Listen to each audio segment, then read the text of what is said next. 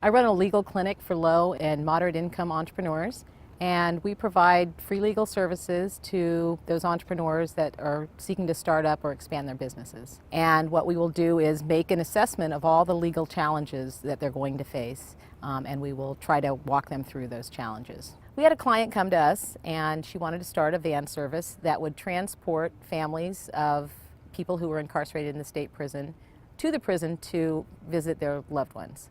This population tends to be a very low-income group of people who have difficulty finding transportation on their own. She would purchase a 15-passenger van. She would have specific pickup points throughout the county and a schedule at certain days of the week where she would pick up customers and enter into a contract with them for the day to be transported to the prison and then transported back. She started out gung-ho. We were really impressed with her as a client because she had a business plan, she had the passion, she was really in contact very frequently and wanting to know what the next step was for her. Because this client was in an industry that is highly regulated, that is the transportation industry, she was subject to, of course, a huge array of regulations and restrictions on top of the standard restrictions that she would face as a business. And we really tried to help the client with it. It took years to get through all of the different stages of the process that she would have to comply with to start the business. One of the most difficult ones, and the one that we ultimately never made it around, was for her to be approved by the California Public Utilities Commission, the CPUC.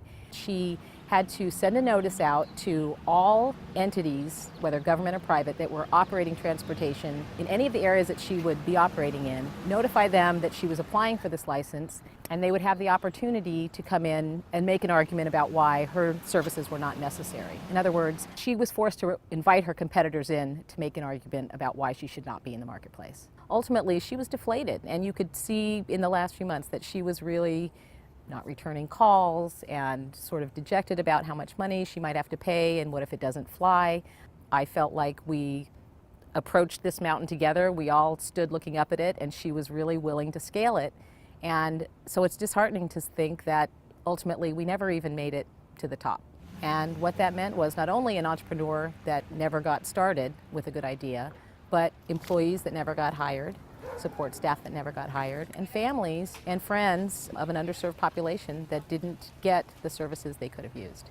I think absent these regulations, we'd see a lot more low-income entrepreneurs pulling themselves up by the bootstraps and becoming self-sufficient, and at the same time employing other people. I think there are several things that we can do to sort of support them and give them an opportunity to get their businesses off the ground. One is to maybe alleviate their tax burden in the first year, or alleviate it until they make a certain amount of money. They've got to have enough to be able to run their business.